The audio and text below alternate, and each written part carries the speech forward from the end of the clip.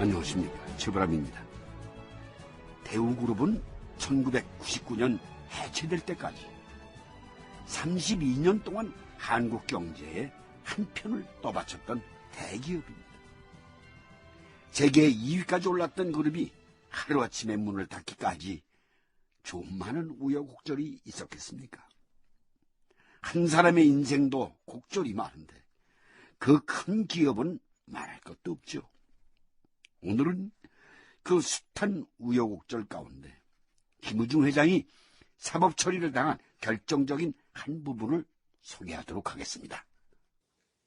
대우 사태는 차익 경영의 악순환, 무리한 외형 확장과 경영진의 무책임성이 빚어낸 사건입니다.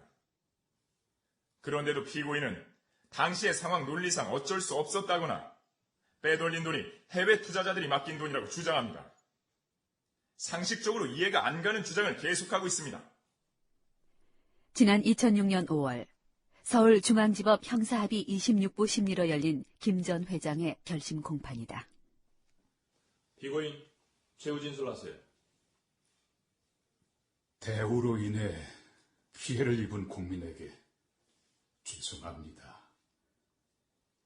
그룹 해체로 고통당한 모든 임직원과 가족들에게도 미안합니다. 해외 시장 개척 등 저와 대우가 걸었던 길은 우리 경제를 위해 옳은 길이었다고 생각합니다.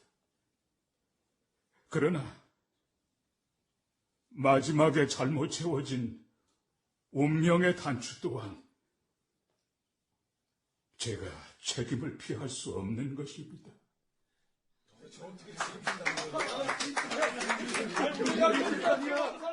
이날 대검 중수부는 김우중 전 대우그룹 회장에게 징역 15년에 추징금 23조 358억 원을 구형했다. 1997년과 1998년 그룹 계열사에 20조 원 안팎의 분식 회계를 지시하고 분식한 장부로 신용대출을 받은 사기 대출 혐의, 그리고 BFC를 통해 회사 돈 32억 달러, 약 4조 원을 국외로 빼돌린 혐의였다. BFC, 우리는 여기서 BFC에 잠시 주목해보자.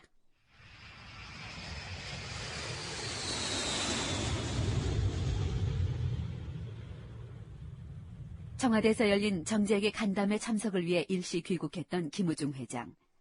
간담회가 끝나자마자 이내 독일로 다시 출국했다.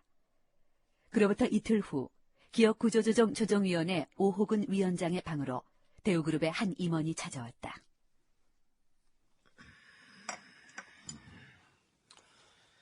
그래, 날 찾아온 용건이 뭡니까? 위원장님, 혹시 BFC라고 들어보셨습니까? BFC. 들어보긴 했습니다. 김우중 회장이 설립한 금융회사죠. 브리티시 파이낸스 센터의 약자입니다. 어떤 내용이죠? BFC는 말입니다. 1시간쯤 후 오 위원장의 얼굴이 사색이 됐다. 그게 정말이요? 곧바로 실사에 들어가요. 훗날 법적인 문제도 결합이 될 텐데 그때도 그렇게 주장할 수 있어요? 제가 위원장님께 제 발로 걸어 들어올 때는 그 정도 각오는 하지 않았겠습니까? 고맙소. 그렇게 결단하기가 쉽지 않았을 텐데 용기 있게 말해줘서 정말 고마워요. 하루빨리 실사기관에 알리시는 게 좋습니다. 런던 현지 법인을 실사할 때 투명하게 밝혀야 합니다. 그러지 못하면 구조조정도 외국 금융기관들과의 협상도 어렵습니다.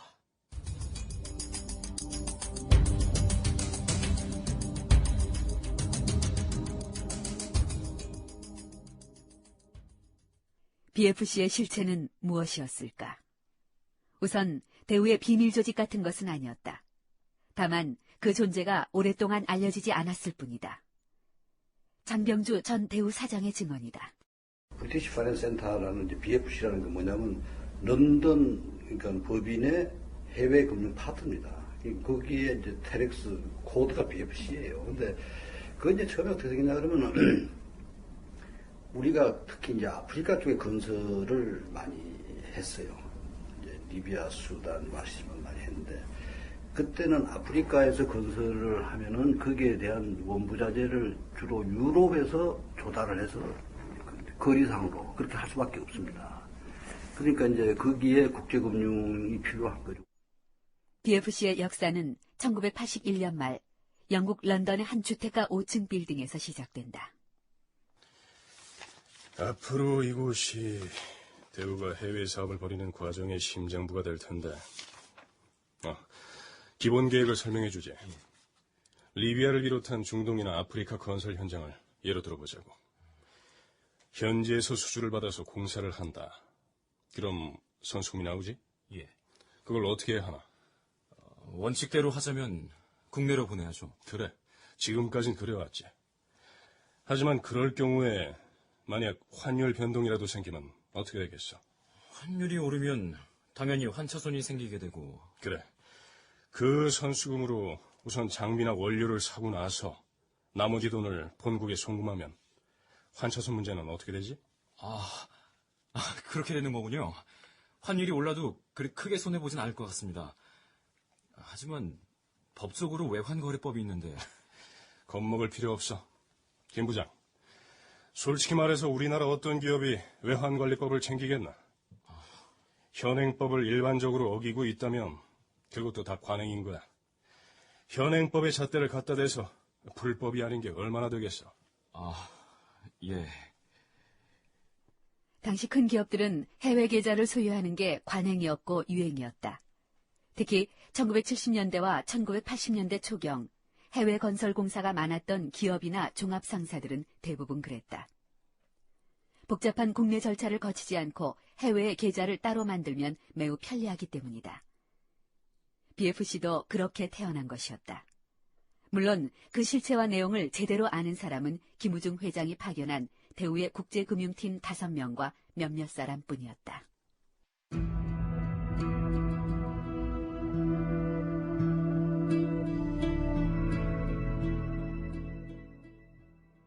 김우중 대우 회장은 평소에 기업은 만드는 것이 아니라 사고 파는 상품이라고 지론을 가졌다고 합니다. 그런데 그런 자신감의 이면에는 어디서도 찾아보기 힘든 김우중만의 화려한 기술이 있었던 것이죠. 결국 그 기술이 자신을 천길낭떠러지로 내던지는 격이었지만 말입니다. 과연 그 돈 만드는 기술, 비결이 무엇이었을까요? 우선 1996년 8월 5일자 한국경제신문에 실린 기사 한 토막. 대우그룹의 돈주머니는 화수분인가? 요즘 대우그룹을 지켜보는 시선들이 가장 들여다보고 싶어하는 대우의 속사정은 바로 세계경영 자금 문제일 것이다. 대우가 93년부터 추진해온 세계경영이 본 궤도에 오르면서 그 엄청난 자금이 도대체 어디서 조달되는 것인지가 재계의 이목을 끌고 있는 것. 11억 달러에 이르는 폴란드 FSO4 인수를 비롯 수억 내지 수십억 달러짜리 해외 투자를 거침없이 밀어붙이는 대우의 자금력은 미스터리에 비견될 정도다. 때문에 대우의 세계경영 자금 문제에 대해서는 갖가지 의문의 눈길도 있다. 김 장군님, 이 또 신세를 좀 져야겠습니다. 의원 별 말씀을 다 하십니다. 우리가 이번에 세탁기 수출액이 한 100만 달러 정도 될 것 같은데 이게 얼마나 되겠어요? 대출 말씀하시는 거죠? 70에서 80% 정도니까 최대 80만 달러까지 가능합니다. 더는 안 되고? 아시지 않습니까? 맥시멈입니다. 그래요. 알겠습니다. 대출은 이렇게 수출 예상치를 담보로 이루어졌다. 그 과정에서 기업이 자연스럽게 수출 예상치를 부풀리는 건 기본이었다. 대출만이 쉬운 게 아니었다. 나중에 60%만 갚고 못 갚는 부분은 정부에 로비를 해서 사유를 적어오면 은행은 또다시 연장을 해주었다. 결과적으로 기업은 10%씩 빼돌린 셈이다. 그리고 그 돈은 다시 막대한 해외 투자로 이어졌다. 대우의 경우 그런 관행이 계속 이어지다가 IMF 앞에서 마침내 거대한 부실로 바뀐다. 결국 대우의 분식은 정부의 수출 지상주의의 부산물이었던 것이다.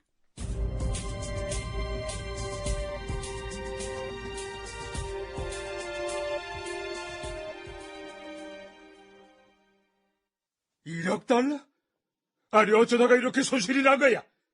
$1억 껌값인 줄 알아? 1983년경 주식회사 대우와 미국의 무역거래 실적 결과를 받아든 김우중 회장이 경로했다. 도대체 머리들은 장식품으로 달고 다니나? 어떻게 $1억 손실 보냐고? 그러고도 밥이 넘어가? 구체적인 내용을... 됐어! 결과가 $1억 마이너스인데 이제 와서 구구절절 뭐가 얼마 읊어대면 무슨 소용이 있냐 이거야?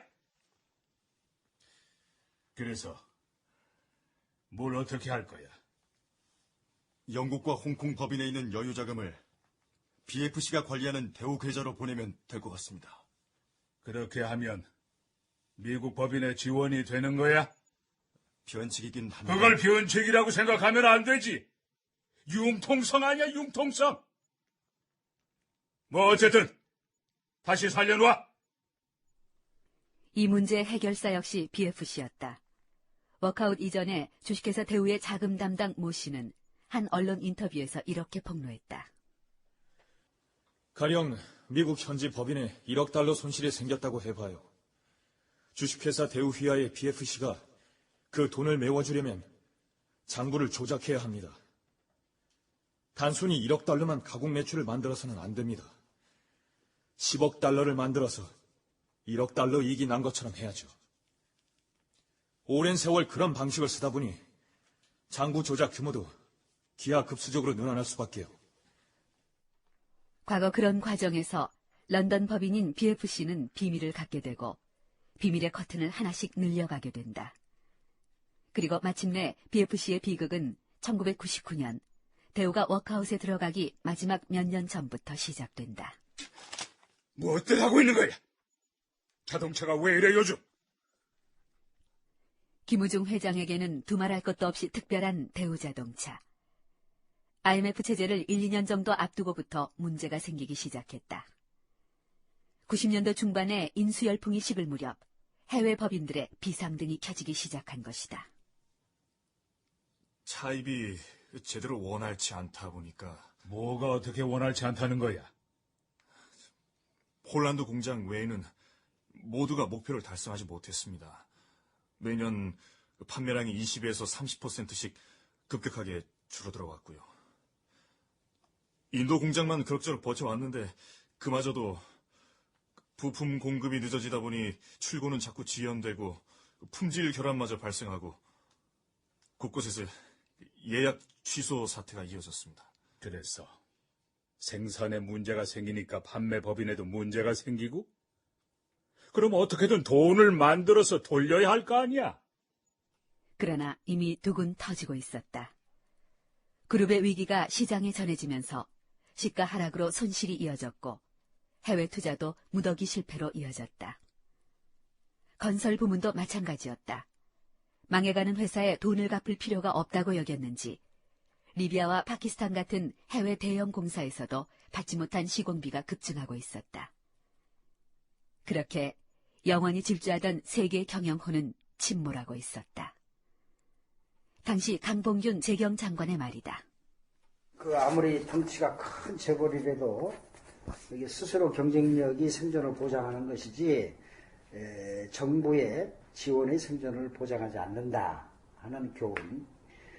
옛날 80년대, 90년대는 정부가 확실히 지원하면은 다 연명할 수가 있었어요. 그런 시대가 90년대 후반에는 이제는 지나간 거예요. 그 다음에 이제 이 덩치가 큰 재벌일수록 기업 경영을 투명하게 하고 전문 인력들의 의견을 바탕으로 기업을 이끌어 가야지 재벌 총수가 모든 것을 다 결정하고 이끌어가는 것은 매우 위험이 크다. 나름대로 화려했던 그의 기술을 한편에서는 마이더스의 손으로 불렀다는 얘기가 있습니다. 그리고 그 기법은 국내 신흥재벌 오너들에게 답습된 부분도 있다는 지적입니다. 한때는 젊은이들과 기업인들의 우상이었던 김우중 회장. 결국 그가 쌓아올린 성장 신화를 그 자신의 손으로 무너뜨리고 말았던 것이죠.